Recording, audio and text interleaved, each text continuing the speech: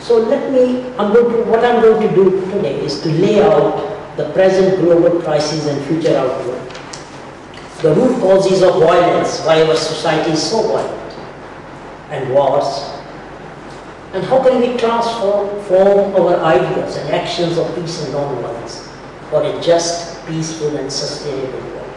And in the end, I will also suggest 2 or 3 ideas which Vijay Bharati and our organizations, because I run about 2 or 3 different organizations, and we have got people from Norbert, he runs a Better World Links Hall, and Thana, who is doing a lot for children, he's safeguarding children, defending children, and we all want to do something together with your Vijay Bharati.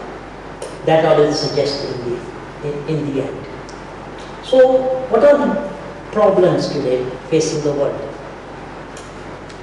Citizens, governments, international organizations are confronted with an array of security challenges, including new forms of terrorism, international criminal activity, security implications, environmental degradation, instability in the financial crisis which we have seen recently, militarization of the world and the space, unregulated flow of arms, small arms, light weapons, nuclear weapons, etc. Illicit goods, fragile and failing states like in Somalia, Rwanda, Darfur in Sudan, and etc. So these are some of the challenges which we need to explore in the 21st century. And also, with unprecedented development in information and technology, terrorists can develop or perhaps able to buy weapons of mass destruction and hold societies and communities and even nations to ransom. And the influence of different faiths, which is very important over here, what we are talking to, and religion, which is gradually going to increase because there is a religious renewal all over the world, especially in the Muslim world. And if this influence is wrongly used, it can breed extremists and fundamentalists who will use tactics to contain powerful countries. So these are some of the problems facing today and the future outlook in the world. So I'm moving on to the root causes of violence.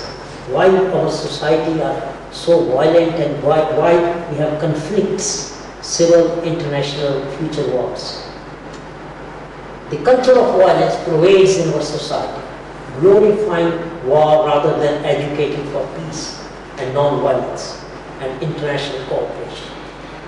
This year, from the year which went, the continued military spending, which has reached 1.46 trillion per annum in our society, perpetuates a culture of violence and hostilities. Military spending in armed conflicts and involvement of Pentagon, CIA, military-industrial complex, which we call war of aggression, which we are seeing in Afghanistan and Pakistan. And these are some of the areas of major ongoing wars.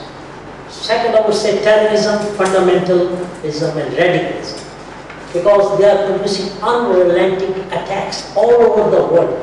You see here today in Singapore, other day you see it in Thailand, Bali, and then all over the world. And I think every month or 6 weeks we got a terrorist attack in India. And still, it's a great phenomena in our country that besides even that, we are growing at 8 to 9% per year, which is absolutely fantastic. Escalation of small arms and light weapons. There are around 800 million in circulation, which start and prolong conflicts, causing millions of deaths. Economic globalization, rich poor divide, which is a very basic fact, but it's marginalized communities and poor people in desperation take up arms, become child soldiers. And even in countries which are developed countries like America, some black and other people or marginalized Hispanics and others, they go to join army in America and other places because they got nothing else to do. or they can't earn. And the other obvious one is the overuse of environmental resources. You know, some of the wars in Darfur, even in Middle East, the Israelis wouldn't let the Palestinians drink water, and they have got blockades. Even after last year's big war, there are about 13 blockades through which medicine and goods have to go, and they are all at the mercy of the Israelis, and when they want them to let them in or not. Ethnic, religious and racial intolerance. I don't have to speak too much to an audience like that, because you know about the principal sources of modern political conflict are religious and ethnic and racial intolerance all over the world. Lack of protection and respect for children and youth, in which Anna, as I said before, does a lot of work. They are exploited, they are victimized, and they go through very violent situations where harming children have become not only a consequence, but frequently a strategy for war. Lack of democracy and just global governance. And other is the violence in local communities, which paves the way for conflicts at national and international level. Let's not forget the role of media, because they are only reporting one dimension, and thus misrepresenting the facts and flailing hostilities in wars, because it's the glorification of violence as expressed through commercial entertainment can contribute to the approval of violence as a normal and acceptable condition. Why children and grandchildren? When I take my grandson to the toy shop and he wants a gun. He's not interested in other toys. So how can we change that attitude? Because it pervades in the society, the culture of society. When one soldier dies and comes back from Afghanistan, the Prime Minister of UK, the Queen of UK, goes and tries to be there at that function. How many peace heroes you have seen? Queen and the Prime Minister Gordon Brown walking and saying, oh, he's done such fantastic peace deal in so and so country, let's welcome him. Let's make him a national hero. But time will come if we keep on working like passionately as we are. Again, the level of hunger, poverty, which is 1/6 of the population. I mean, in the age and the day of 21st century, when we have got the technology and the power and the means and the know to eradicate poverty in the world, still 1 billion to 2 billion people live in world all over. So this is one of the reasons for conflicts and violence in the world. And another phenomenon of wars or internal repression in countries is the internally displaced refugees, or we call IDPs. And believe me, 1 billion children under the age of 18 living in areas of conflict. And they have just moved around from here and there, as we have got Somalis in London. They are asylum seekers, and so many people have gone abroad.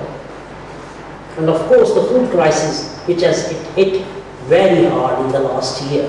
Once we were down with the financial crisis, the rich people still enjoying the benefits of bonuses and everything.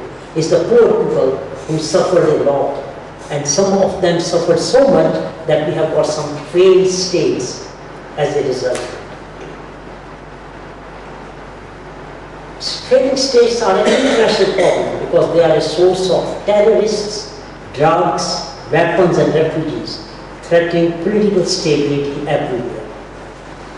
Like Iraq is a hotbed of terrorist training, and Afghanistan is a war and is the world's leading supplier of heroin.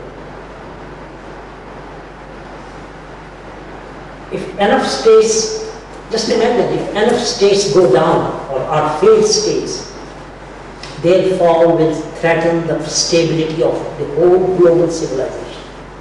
I think I've said enough of the violence and reasons of the root causes of violence. Let me move on to some peace and non-violent ideas, actions and examples we can take in our lives and in a wider world which can affect the universe.